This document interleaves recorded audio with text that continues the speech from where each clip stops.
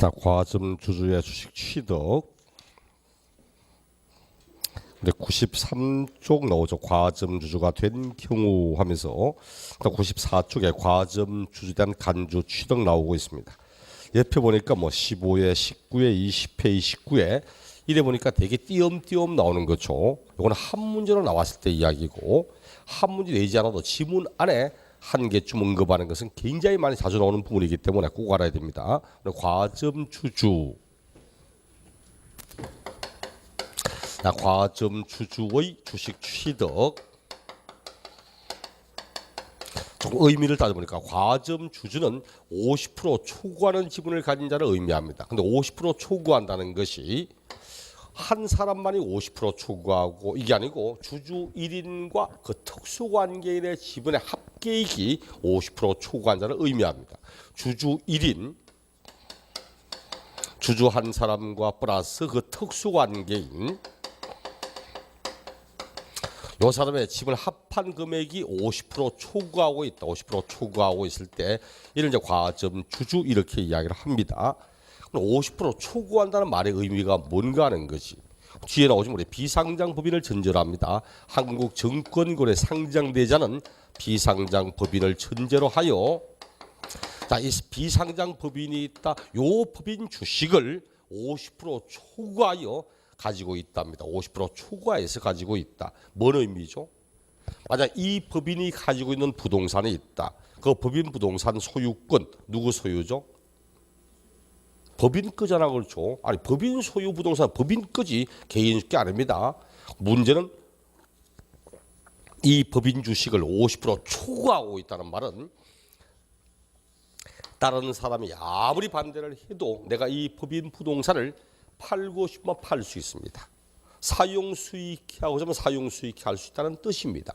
실제 의미는 주식을 통하여 또는 지분을 통하여 이 법인이 가지고 있는 부동산의 실질 소유권을 행사할 수 있는 사람은 나라는 뜻입니다.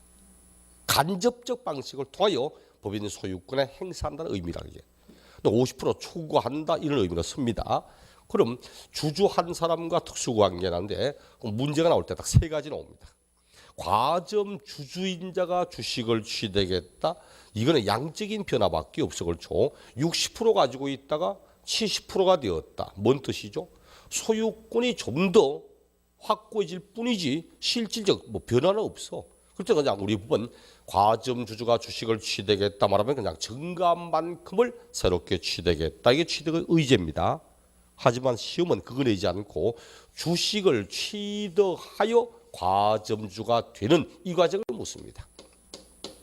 주식을 취득해서 과점주가 되는 과정을 물어. 그럼 언제 주식을 취득하죠?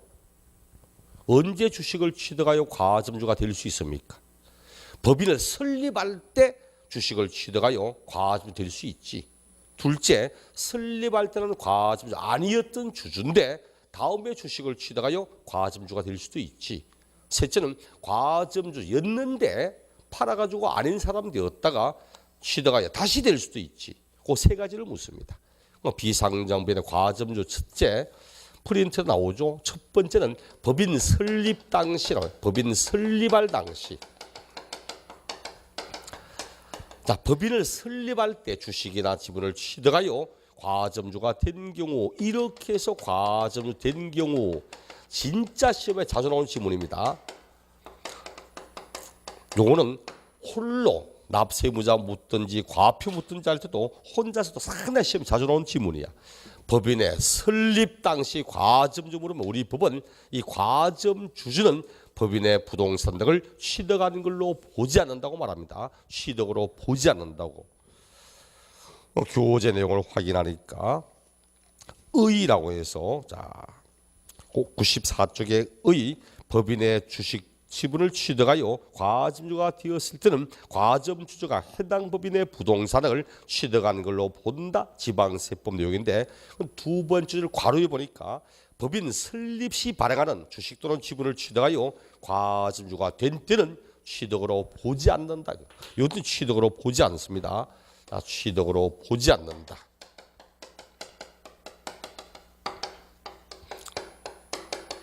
그럼 취득세가 된다 안 된다? 과세 안 되죠. 취득세 과세 안 합니다. 취득으로 보지 않기 때문에 과세하지 않는 부분입니다. 그 언제나 설립할 때 이거 아마 뒤에 혹시나 기출문제 보시면 설립 시 과점 주주는 그 과점 주주가 해당 법인의 부동산을 자기 지분만큼 취득하는 걸로 보고 등등등 틀렸다. 정답 굉장히 많이 풀었던 부분입니다. 그다음 밑에 양가로 3번 과세 요건 설립 이후 주식을 취득하여 과점주가 되어야 하고 그럼 설립자는 아니라는 거지. 그다음 비상장 법인이어야 되는 게 상장된 건 해당 사항이 없고 그다음 법인의 주택을 매매 등으로 취득하거나 증자로 인하여 과점주 되어야 되는 거지 감자되거나 이런 인정하지 않는 거고 자 그래서 쭉 가다가 양가로 5번 과세 범위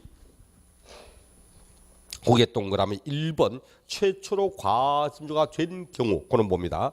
법인의 과점주 아닌 주주입니다. 과점주 아닌 주주가 다른 주주 또는 유한 책임사원의 주식 또는 지분을 취득하거나 증자 등으로 최초로 과점주가 된 경우 딱 끝까지 상황을 이야기하죠. 두 번째는 이런 경우 과점주 아닌 주주입니다. 과점주 아닌 주주인데 요번에 주식 등을 매매 등으로 취득하거나 또는 증자로 인하여 취득하거나 이렇게 하여서 최초로 과점주 됐다. 최초로 됐답니다.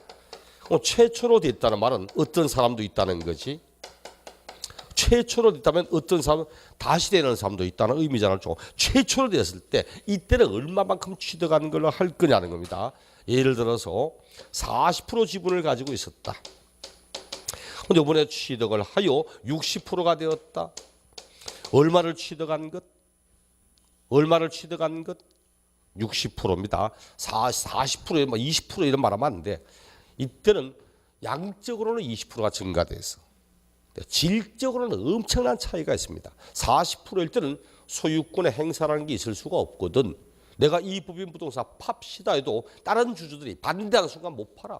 근데 60% 되면 이제부터는 다른 사람이 아무리 반대해도 내가 이 법인 주식을 가지고 있는 동안은 팔 수 있도록 되어 있습니다. 즉 실질 소유권자가 됐다는 거지. 단순 양적 증가 20%가 아니고 질적인 변화가 생긴 겁니다. 이럴 때 우리 법은 최초로 과점주 된 날 현재 자기 지분 모두를 취득하는 걸로 봅니다. 이때는 60% 모두 새로 취득하는 겁니다.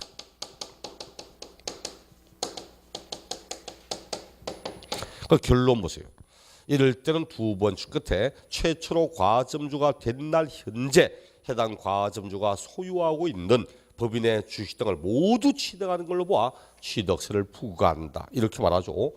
지금 예를 들었던 요 놈도 원래 기출 문제입니다. 이거 원래 옛날에 문제 한 문제 내면서 설립할 때는 뭐 만주 가운데 4천주였는데 그 후에 정자를 받아서 6천주가 되었다. 얼마만큼 취득했냐? 금액 얼마냐?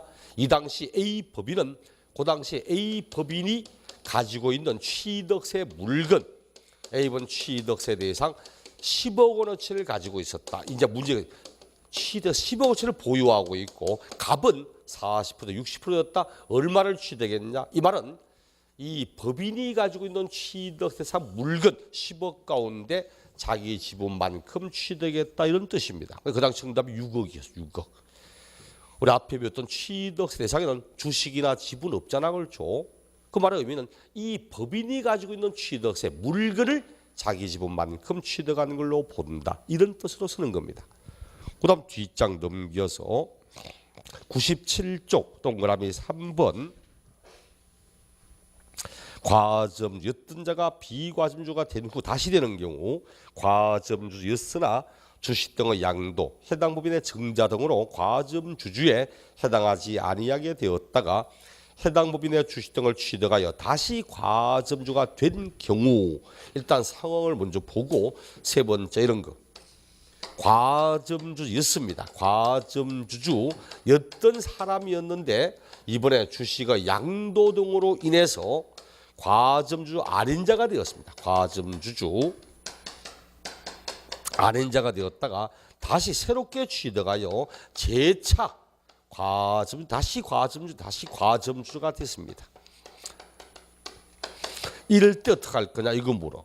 이것도 상황을 보니까 이 사람은 60%잖아. 60% 과점주였습니다. 60%였다가 이번에 타인에게 주식을 양도하여 30%가 되었다가 다시 새롭게 취득하여서 이번에는 두 가지나 1번 55% 되었다.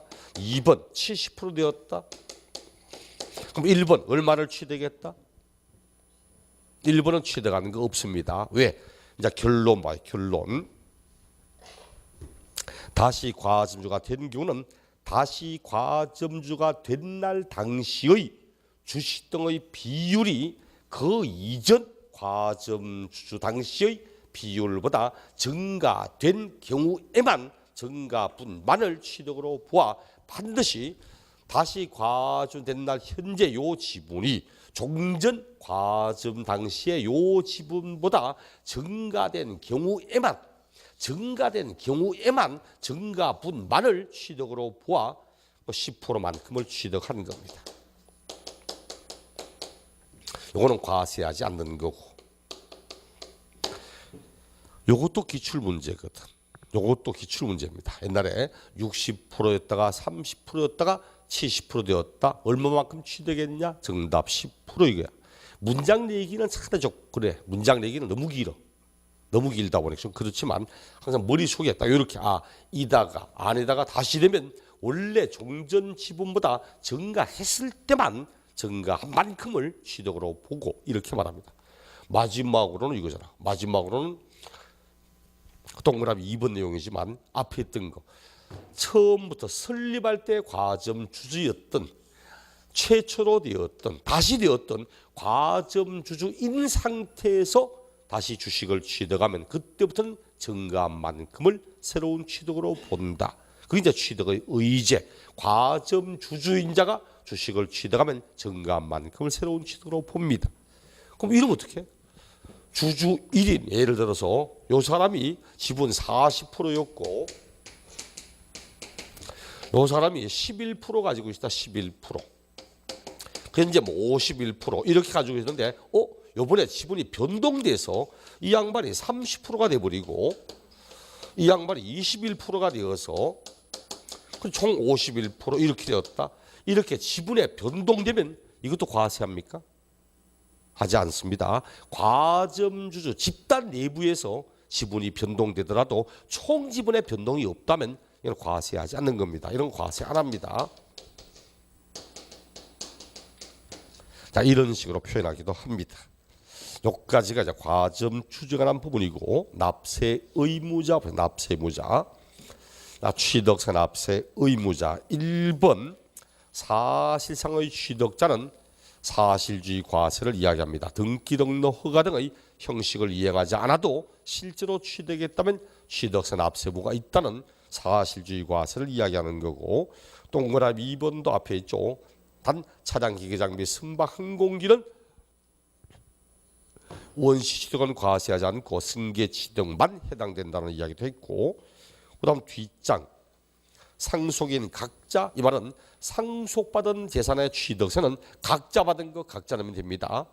또 뭐 상속 재산에 대한 취득세는 주된 상수자가 낸다는 둥 이런 말하면 안 돼. 각자 받은 거 각자 내면 됩니다. 그 법에도 상속으로 인하여 취득하는 경우는 상속인 각자가 상속받은 물건을 취득하는 걸로 본다. 각자 받은 거 각자 내면 됩니다. 3번 뭐 새로운 위탁자 크게 신경하셔도 괜찮습니다. 4번 조합은 시험에 상당히 자주 나오는 지문이고 조합은 주택법에 따른 주택조합, 뭐 직장주택조합, 지역주택조합, 리모델링 조합처럼 주택법에 의해 이루어지는 주택조합 또 도시및 주거환경 정비법 등에 의해 이루어지는 재건축조합 이런 조합 등이 밑줄 짝어서 조합원용으로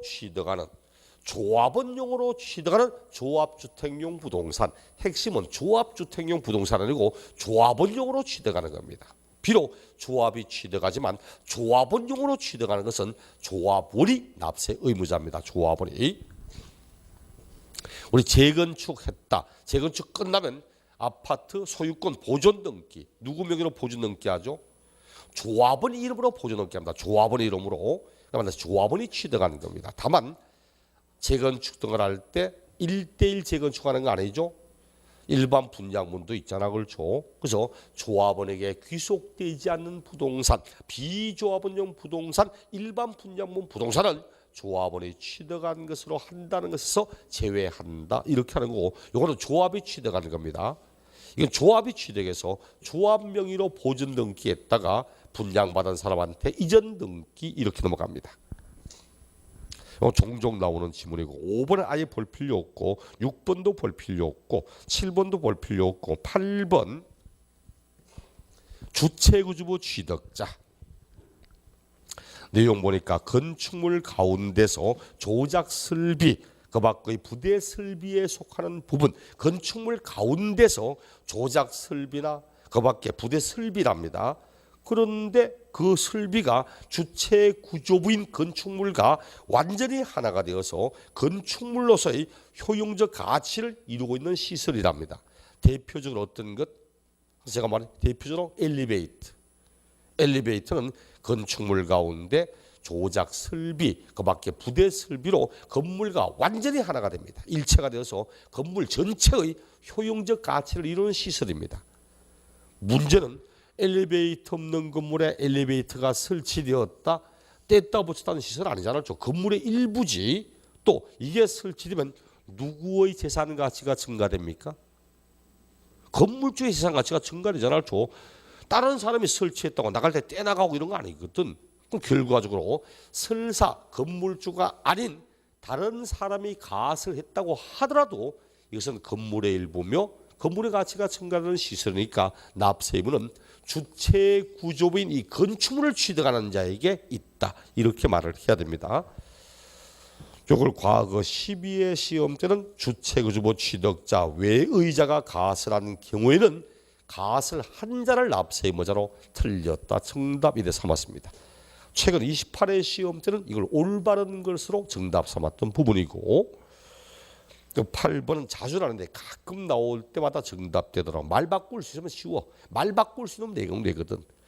9번 큰 의미 없고 10번 과점 주주 앞에 뭐 설립할 때 하면 납세 의무가 없고 고의는 이때 얼마만큼 등등이라서 큰 의미 없고, 실제 여기 있어야 될 내용인데 앞에 나오는 게 하나 있는데, 여기 있어야 될 내용인데 앞에 나온 놈이 있습니다. 91쪽에 동그라미 3번, 그 다음 뒷장 동그라미 4번, 요거는 상당히 중요한 부분입니다. 꼭 보셔야 돼요.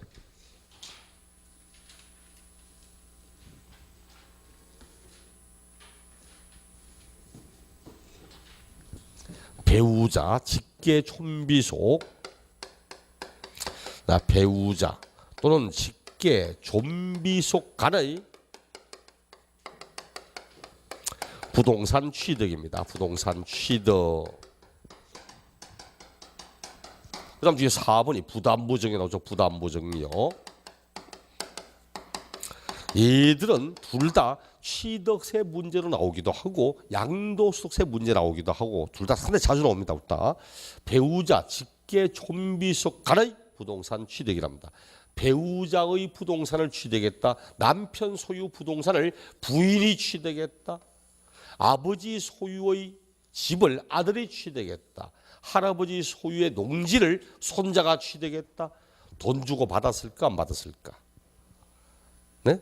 남편 명의로 돼 있는 집을 부인이 취득하면서 돈 주고 받고 이렇게 합니까? 세상에 팔 데가 그리 없습니까? 안 팔리니까 여기라도 팔아야지. 이거 아니잖아요. 이럴 때 우리 법은 이를 정려라고 합니다. 정려. 자기들이 설사 대가를 주고받았다 이런 말해도 원칙은 정려입니다. 그 양도소득세도 양도는 유상적 대가를 받아야만 양도가 되거든. 그 우리 법도 양도소 가면 배우자, 직계 좀비속 간에 양도하면 이를 양도로 보지 않고 정려로 한다고 이야기를 합니다. 그 원칙은 이게 정려야. 원칙은 정려로 본다.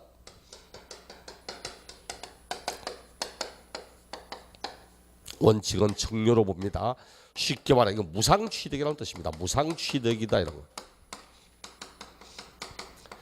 그 앞으로 취득세라든 양도소득세든 배우자, 직계 좀비속 간의 거래가 나오면 원칙은 모두 정리라고 이야기를 해야 됩니다. 단 예외적으로 다음에 해당하는 경우는 유상취득이 당겼다. 다음에 해당하면 유상취득으로 한답니다. 이런 문제 중요하지. 어떤 경우에 해당하면 배우자, 직계, 좀비 습관에 걸리라 해도 유상취득이 되는가 네 가지가 쭉 나옵니다. 교재에. A. 공경매를 통하여 부동산을 취득했다. 공경매를 통해서 무슨 뜻이죠? 공경매를 통해 취득했다. 뭔 뜻입니까? 내가 반드시 취득할 수 있다는 보장이 없다는 뜻입니다. 아버지 집이 경매 넘어가서 아들이 경락 들어가려고 딱 신청 들어갔습니다. 반드시 아들이 경락 받는다는 보장이 있습니까? 없잖아. 다른 사람이 등록통장에 제시하면 그래 넘어갈 거 아니야. 그럼 100% 아들한테 간다는 보장도 없는 상태에서 공매를 넘기고 경매를 넘기고 이럴 리는 없다는 이야기지. 이거는 그치 운빨이지 거의. 아니면 굉장히 높은 가격 제시하든지 이런 식의 내용이라서 공경매를 통하여 넘어갈 때는 이것은 정례라고 하지 않고 유상이라고 봅니다. 공경매로 아버지가 세금 내지 않아서 아버지 집에 압류되어서 공매채분 들어가는데 정려받았다 이런 말 하지 않습니다. 두 번째도 보니까 파산돼서 아버지가 파산 선고됐습니다. 파산되어서 그 파산 절차에 따라 재산 넘어가는데 아들이 취득했다. 정려입니까? 정리하려고 파산됩니까? 아니잖아요. 그래서 이것도 정상적인 양도로 봅니다. 이전으로 보는 것이. 또 세 번째 등기를 요하는 자산을 상호 교환합니다. 등기를 요하는 자산을 상호 교환하는 거야. 아버지의 집이 아들한테 소유권 이전 등기 넘어가니까 정려받았구나. 아니랍니다. 왜 하니까 아버지의 집을 이전받는 대가로 아들이 가지고 있는 상가 건물을 아버지한테 이전시켰답니다. 그럼 명백히 등기부상에 대가를 주고받고 있다는 게 확인되고 있잖아요. 아니면 아들이 자기가 가지고 있는 상가 건물을 은행에 담보로 제공하고 빌린 융자금으로 대가를 지급하든지 자기가 가지고 상가 건물을 팔아가지고 받은 그 돈 가지고 대가를 주든지 내 소득이 명백히 입증되는 그걸로 대가를 주든지 이렇게 대가 지급의 사실을 객관적으로 명백히 입증한다면 이것도 유상으로 봅니다. 공경매로 파산 절차로 대가는 등기를 요하는 걸 교환하든지 대가 지급의 사실을 객관적으로 명백히 입증하든지 이럴 때는 이를 유상취득이라고 봅니다. 상황을 파악해 항상 어떤 경우 유상취득인가 기억을 하고 그 다음 부담보정려. 부담보정려는 갑이 가지고 있는 토지 5억짜리가 있다. 5억짜리를 을에게 정리합시다. 을에게 정리한다. 이렇게 정리하는데 이렇게 하면 깔끔하고 아무 문제가 없어. 그런데 이 토지를 그 이전에 금융기관에 담보로 제공을 하고 빌렸던 채무 이역이 있어. 채무 이역. 자, 이 상태에서 내 토지를 너에게 정려할게. 대신 내가 빌려 사용했던 담보 채무의 이역을 네가 부담을 하라고. 이게 부담보정료입니다. 정리하는 사람의 채무를 정려받는 수정자가 인수한다. 부담한다는 걸 전제로 하여 이루어지는 정려. 이 부담보 정려 이렇게 말합니다. 그렇다면은 이 양반은 얼마짜리를 취득했다? 그는 얼마짜리 취득했죠? 5억짜리 취득했습니다. 5억의 취득세 냅니다. 다만 5억은 5억인데 요 가운데 순수하게 공짜로 받은 거 얼마죠? 3억이잖아요. 5억짜리를 정려받았지만 자기가 앞에 사람의 채무 2억은 자기가 갚아줘야 되거든. 지 돈으로. 결국 2억은 대가를 지급하는 거야. 그래서 우리 5억 가운데 채무에게 상당하는 금액 2억. 요 금액은 내가 유상적 대가를 주고 취득한 거고 채무액을 제외한 나머지 금액 이외의 금액 3억 요건 정려받은 겁니다. 3억 요건 정려받은 거고 구분해야 될 실익이 있습니까? 이렇게 구분해야 될 이유가 있어요? 있습니다. 유상취득과 무상취득은 세율이랍니다. 세율이. 취득세는 유상승계든 무상승계든 모든 취득을 다 과세합니다. 단 세율이 틀리거든. 세율이. 유상취득은 농지는 3%, 농지 아닌 건 4%. 무상취득은 비영리 사업자가 받았다면 2.8%, 일반인이 받으면 3.5%. 세율이 틀려요. 그러므로 요금액에 곱하기 유상취득의 세율, 요금액에 곱하기 무상승계취득의 세율, 각각 세액을 따로따로 구한 다음에 합한 금액을 가지고 이 양반이 세금을 내야 되는 거야. 이 사람은 취득하는 사람 입장이고, 그래 아마 26회 시험 때 다음 유상취득에 취득세 가운데 유상취득에 해당하지 않는 걸 찾아보라고 해서 요 네 가지를 다 낸 다음에 마지막 정답이 부담부정료에 있어 수정자가 인수하는 채무액을 제외한 나머지 금액. 이건 유상 아니지 무상이지. 이놈이 정답 이렇게 되기도 합니다. 그럼 이 사람은 취득 사람 입장이고 양도하는 사람 입장. 이 사람 입장에서는 5억을 정려했습니다. 정려했는데 5억 가운데서 정려했지만 이를 정리함으로써 자기가 빌려 사용했던 채무 2억을 대신 갚아주잖아. 그렇죠? 2억의 대가는 받은 거랑 마찬가지잖아. 지가 이제 2억 안 갚아도 돼. 그 채무액에 상당한 금액, 채무액. 요 부분은 유상이전입니다. 유상이전. 그 양도라냐, 양도. 요게 양도입니다. 대신 이를 제외한 나머지 이외 금액, 이외는 이거는 무상이전이야. 요거 양도 아니야. 양도 소득세 문제 나올 때는 다음 중 이게 양도가 되냐 안 되냐 물을 때 부담부정료에서 수정자가 인수하는 그 채무에 상당한 금액 딱 물으면 양도 맞다고 말하고, 채무를 제외하는 금액 물으면 양도 아니라고 이야기를 해야 됩니다. 다음에 양도 수도 가면 계산하는 것도 할게요. 계산할 때 이 양반 5억에 토지를 넘기고 있잖아. 5억짜리 넘기고 있잖아. 처음에 취득할 때는 얼마에 취득했을까? 취득할 때는 이 토지인데 취득 당시는 1억에 취득했다. 1억에 취득했던 토지가 현재 5억이 되었는데 이걸 부담부정에 넘기는 거야. 그래서 이건 채무액은 양도거든. 채무가 양도입니다. 양도니까 양도소득세 계산을 해야지. 양도가 이건 2억이야. 채무액이 2억. 2억 빼기 얼마? 취득가액 얼마? 취득가액 1억 이래 말하면 안 됩니다. 취득가액이 1억이 아니고 1억 이래 말하면 안 돼. 이 금액 말하면 안 됩니다. 왜? 현재 5억짜리인데 5억 가운데 양도가 되는 부분은 얼마죠? 5억 가운데 2억 부분만의 양도잖아. 5억 가운데 5분의 2만 양도입니다. 5분의 2만. 그럼 취득 가운데서도 5분의 2만 떼가지고 넘어야 돼. 취득 가운데 5분의 2. 4천만 땡겨주세요 가잖아. 4천만. 나 요금액이 여기다가 마이너스 4천만 원 이래 가야 돼. 5억 전체를 대상으로 한다면 마이너스 1억 들어가는데 5억 가운데 2억 부분만이 양도면 1억 가운데도 그 비율만큼만 끌고 와서 빼야 돼. 요것도 기출문제예요. 요것도. 과거에 취득할 때는 얼마에 취득했고 현재 얼마짜리인데 채무가 얼마고 부담부정일 때 양도가액에서 차감하는 취득가액이 얼마냐고 이를 물었습니다. 항상 부담부정리할 때 취득가액 물으면 전체 금액 가운데 양도에 해당하는 비율, 그 비율만큼만 끌고 와서 빼고 이렇게 해야 됩니다. 마지막으로 을이 누구냐? 을이 갑의 배우자입니다. 갑의 배우자. 또는 직계 좀비 속입니다. 쉽게 말하면 배우자 직계 좀비 속간에 부담부정료가 일어나고 있는 거야. 그런데 우리 앞에 보잖아. 배우자 직계 좀비 속간의 양도라고 뭡니까? 아무런 말 없이 배우자 직계 좀비 속간의 양도는 원래 원칙이 뭐야? 정려잖아. 원래 원칙이 정려입니다. 그러면 여기도 배우자 직계 좀비 속간의 부담부정료하면 배우자 직계 좀비 속간의 양도는 양도로 보지 않고 정려로 하잖아. 정려로. 그럼 결과적으로 이놈도 정려, 이놈도 원래 정려. 그렇죠?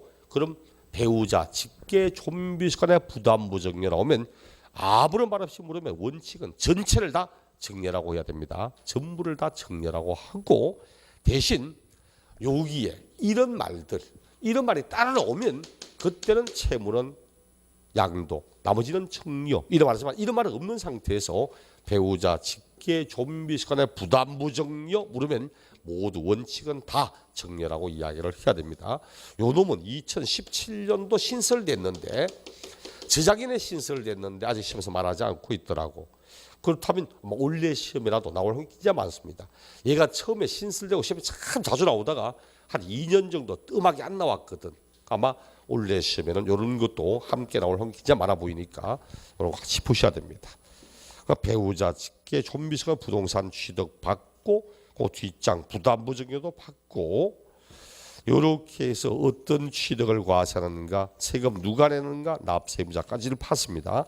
그럼 이 사람이 언제까지 내는가? 취득하면 취득세는 취득일부터 60일 안에 신고 납부해야지. 그럼 취득일이 언제인가? 100쪽에 취득식이 나오고 있죠. 다음 시간에 요놈부터 보겠습니다. 다음 시간에 취득 시기도 굉장히 자주 옆에 봐봐요. 취득 시기 옆에 언제 나옵니까?